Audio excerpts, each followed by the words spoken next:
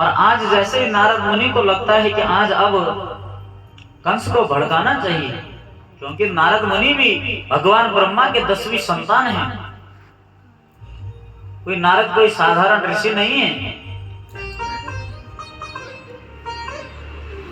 और कहते हैं कि जहां पर नारद को लगता है कि मुझे जाना चाहिए, वहां पर नारद जी जाते हैं। और आज नारद जी मथुरा में आते हैं, कंस के भवन में आते हैं। कहते हैं कि अरे कंस, तूने कितने सारे राक्षसों को वृंदावन में भेजा, तो एक बात बता, आज तक कोई राक्षस वापिस भी आया क्या? कंस कहता है कि अरे नारद जी, जितने भी राक्षसों को भेजता हूं, एक भी राक्षस वापस नहीं आता। तो यहाँ पर नारद जी कहते हैं कि अरे कंस, तुम एक काम क्यों नहीं करते? उन दोनों कृष्ण और बलराम को मथुरा में बुला करके उनको अपने सामने ही मार दो। तो कंस सोचता है कि कैसे? तो वहीं पर नारद जी महाराज कहते हैं कि अरे कंस, तेरे पास एक धनुष रखा है।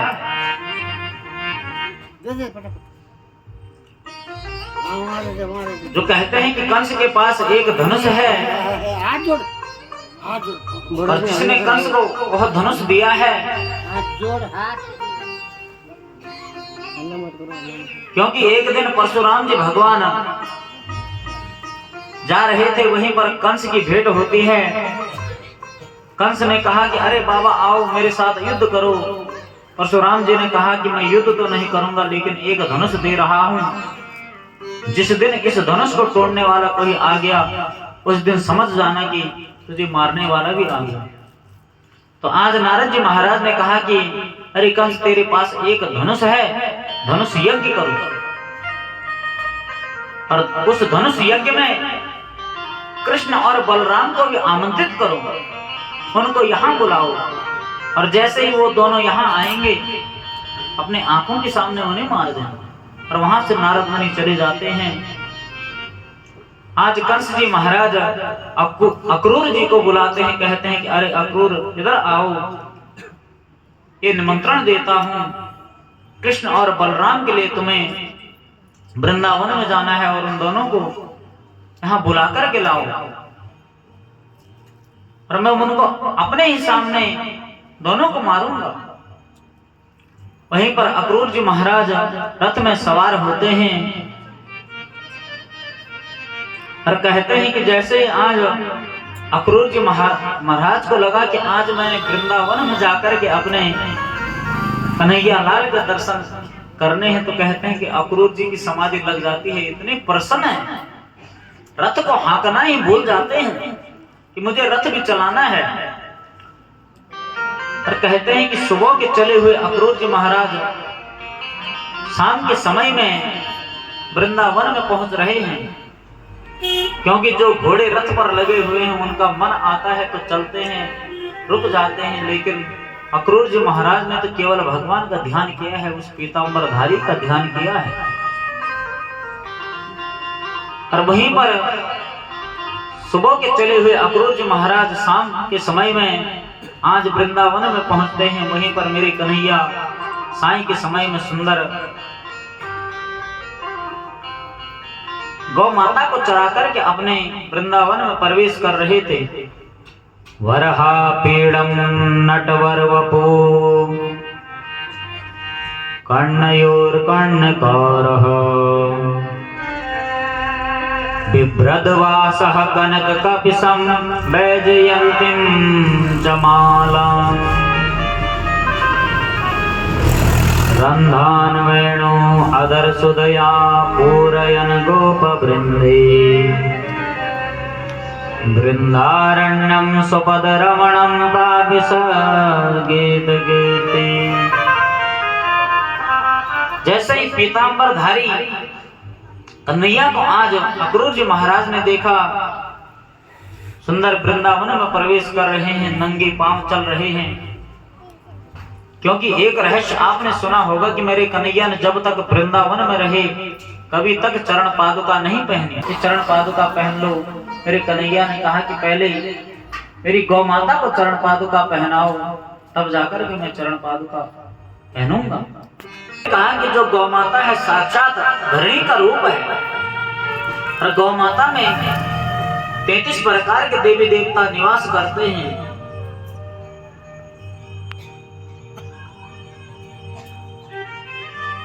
और जब मेरे कन्हैया ने देखा,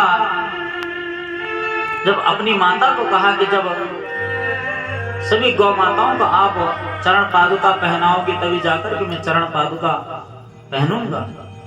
यशोदा मैया ना तो 9 लाख गैया है, 1-2 गाय होती तो बना भी देती कुछ, ना तो यशोदा मैया 9 लाख गायों के लिए चरण पादुका बना पाई, और ना ही मेरे कृष्ण ने, मेरे गोविंद ने चरण पादुका धारण करी। आज जैसे ही मेरे कन्हैया गायों को लेकर के वृंदावन में प्रवेश कर रहे थे, सुंदर चरणों को देकर के सुंदर पीतांबरधारी को सुंदर सा मुकुट पहना है, ऊपर मोरपंख धारण किए हुए हैं, और कहते हैं कि कमर पर सुंदर सी काली कमलिया राधिका रानी की बांधी हुई बंसी रखी हुई है। जैसे ही अक्रूर जी महाराज ने देखा, प्रसन्न होकर के चरण स्पर्श करते हैं, प्रणाम करते हैं, कहते हैं कि अरे कन्हैया तेरा जीवन धन्य हो गया, मेरा जीवन सुधर गया। और वहीं पर आज कन्हैया सबसे पहले अक्रूर जी महाराज को कहते हैं कि चाचा चलो मेरे साथ में सबसे पहले अपने गौशाला में ले जाकर के गायों का दर्शन कराते हैं कि हमारी इतनी गाय हैं, इतने बछड़े हैं। कहते हैं कि पहले जमाने में जब हमारे यहाँ पर कोई मेहमान आते थे तो सबसे पहले हम लोग भी उन्हें, जो छोटे छोटे बच्चे होते थे, उनको गौशाला में लेकर के जाते थे, और यही परंपरा पहले भी थी। इसका मतलब ये था कि अगर कोई मेहमान हमारे घर में आएगा, अगर उसका मन दूध पीने का करेगा, दही खाने का करेगा, घी खाने का करेगा, तो जब हम कहीं भी मेहमानी में जाते हैं तो मन तो बहुत कुछ करता है लेकिन कुछ नहीं बोलते। जो हमें दे दिया उसी को हम खा लेते हैं। मन में तो बहुत चीजें होती है कि ये भी मिल जाता अच्छा होता, लेकिन अगले व्यक्ति ने जो भी दिया हम उसी को आनंद से पाते हैं, क्योंकि कोई भी किसी के घर में नहीं बोल सकता है कि दूध ला दही ला। लेकिन कहते हैं कि इसलिए गौशाला के दर्शन पहले कराए जाते थे कि भैया जो व्यक्ति आया है इसको पता चलेगा कि इनके यहाँ गौ की सेवा होती है, और गौ की सेवा होती होगी तो घर में दूध भी होगा, दही भी होगा, घी भी होगा, मक्खन भी होगा। इसी कारण से मेरे कन्हैया ने अपने चाचा को, अक्रूर जी महाराज को गौशाला का दर्शन कराया कि अगर इनके मन में होगा कि मुझे दूध पीना है, मुझे दही खानी है, मुझे घी खाना है, तो अक्रूर जी महाराज को कहा कि आप बता देना। और इसी कारण से गौ माताओं का दर्शन किया, उसके बाद सुंदर भोजन किया। अक्रूर जी महाराज को एक कमरे में आराम करने के लिए भेजा। पीछे पीछे से बलराम और कन्हैया भी जाते हैं, कहते हैं कि अरे चाचा सब कुशल हैं। वहीं पर नंद बाबा आते हैं, सभी लोग आपस में बातचीत करते हैं। नंद बाबा सोने के लिए चल देते हैं। वहीं पर जैसे ही अक्रूर जी लेटे थे तो दोनों बालक हैं, चाचा का भाव है तो सुंदर सेवा चाचा की कर रहे हैं कि आज आए हैं। वहीं पर अक्रूर जी महाराज कहते हैं कि अरे कन्हैया क्या बताऊं, मैं निमंत्रण देने के लिए आया हूं। कंस ने तुम्हें मरवाने के लिए धनुष यज्ञ किया है और तुम दोनों को अपने आंखों के सामने मारना चाहता है। वहीं पर मेरे कन्हैया ने अक्रूर जी महाराज के मुख पर अपना हाथ रख दिया, कहा कि चाचा ये बात मेरे पापा को मत बताना, मेरे बाबा को मत बताना, नंद बाबा को मत बताना। अगर नंद बाबा को पता चल जाएगा तो हमें भेजने वाले नहीं हैं, क्योंकि पुत्र कितना भी चमत्कार कर दे, और अगर माता पिता को पता चलेगा कि मेरे बेटे के लिए वहां कोई, इसने कोई ना कोई जाल बिछा रखा है, तो कोई भी माता पिता अपने बच्चों को नहीं भेजते। इसी कारण से कन्हैया ने कहा कि अरे अक्रूर जी मेरे पिता को मत बताना। पर अगले दिन नंद बाबा को जैसे ही पता चलता है कि आज मथुरा में सुंदर मेला हो रहा है, सज रहे थे, वहीं पर कन्हैया ने कहा कि अरे बाबा हम भी मेला चलेंगे। नंद बाबा तो पहले अपने मित्रों के साथ में निकल जाते हैं, वहीं पर आज मेरे कन्हैया देरी से उठते हैं, सुंदर स्नान करते हैं, सुंदर कलेवा किया, और जैसे ही रथ पर चढ़ने वाले होते हैं, आज जितने भी गोपिकाएं हैं उनको पता चलता है कि आज कन्हैया जाने वाले हैं। सब के सब व्याकुल होने लगती है, मन में विचार करती है कि आज हमारा दिल का टुकड़ा आज हमें छोड़ के जाने वाला है। घरों से निकलती है, जिस रास्ते से मेरे कन्हैया ने जाना है आज उस रास्ते को घेर लेती है, बंद कर देती है कि अगर हम रथ जाने ही नहीं देंगे तो कन्हैया कहां से चले जाएंगे। सब के सब व्याकुल होती है, परेशान होती है।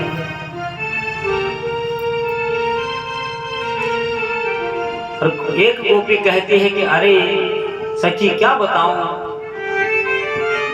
जो अक्रूर इन्हें लेने आया है वह अक्रूर ही नहीं, वह तो क्रूर है, उसका नाम क्रूर होना चाहिए,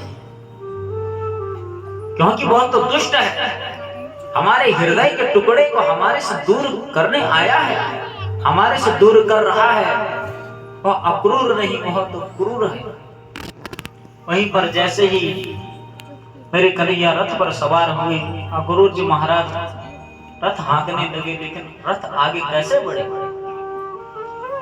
जो रथ जाने का मार्ग है वहां पर गोपियां लेटी हुई है, रो रही है, विलाप कर रही है, अरे कन्हैया हमें छोड़कर के मत जाओ, अरे कन्हैया हमें छोड़कर के मत जाओ।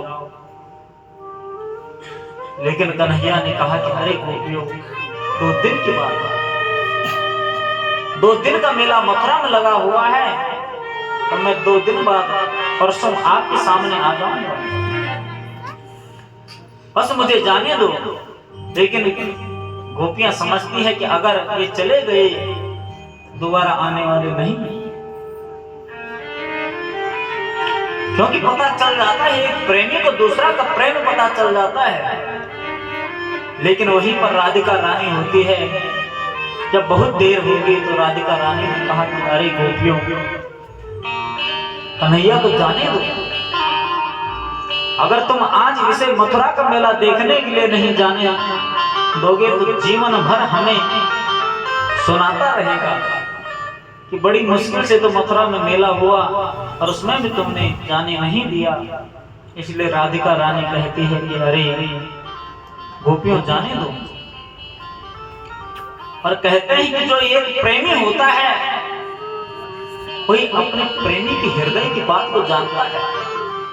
जितना प्रेम राधिका रानी कृष्ण से करती है उतना प्रेम आज तक किसी ने भी मेरे कन्हैया से नहीं किया है। और जब राधिका रानी ने कहा कि अरे गोपियों जाने दो, तो वहीं पर गोपियां मार्ग खोल देती हैं, किनारे खड़ी हो जाती हैं, जोर जोर से चिल्लाने लगती हैं कि अरे निष्ठुर कन्हैया, हम तुमसे कितना प्रेम करते हैं, मत जाओ मत जाओ। कहीं गोपियां कहती है कि हमें पता है तुम आने वाले नहीं हो। कन्हैया कहते हैं कि अरे गोपी आऊंगा, 2 दिन बाद आ जाऊंगा। और वहीं पर जैसे अक्रूर जी को मार्ग मिलता है,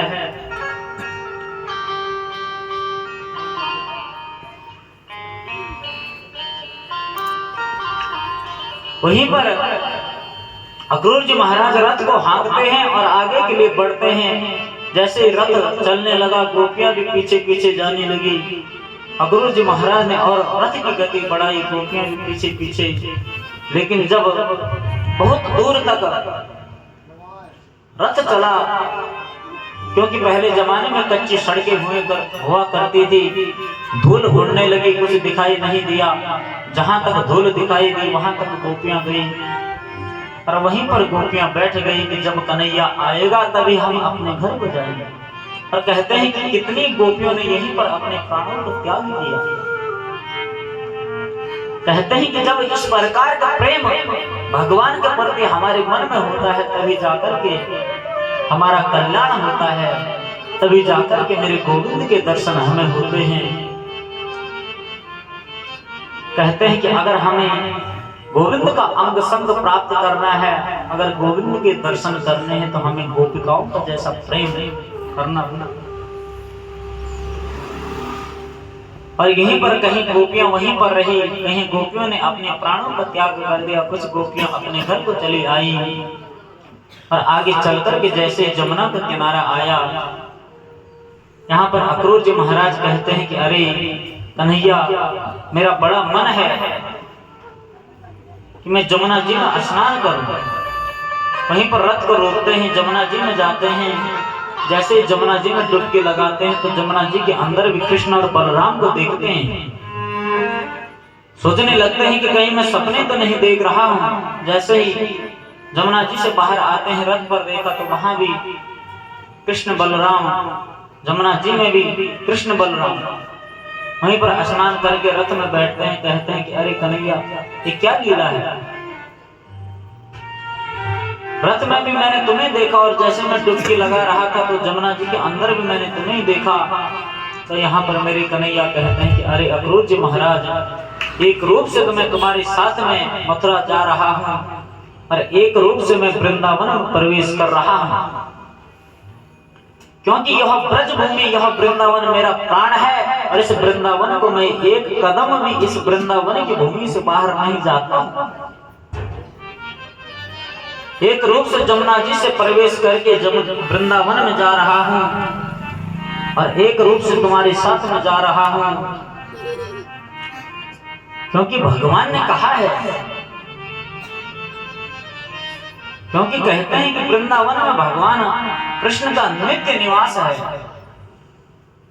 और कभी जाना मां के बिहारी जी में वृंदावन में क्या आनंद आता है। ऐसे लगता है कि मैं साक्षात स्वर्ग में आ गया जब वहां की भक्ति दिखाई देती है।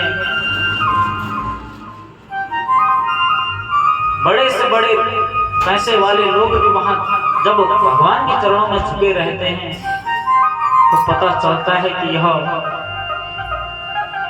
लीलाधारी कितनी लीलाएं करता होगा। और कहते हैं कि भगवान कृष्ण के चमत्कार आज भी होते हैं। जो भक्त उनसे प्रेम करते हैं उन्हें आज भी भगवान के चमत्कार दिखते हैं।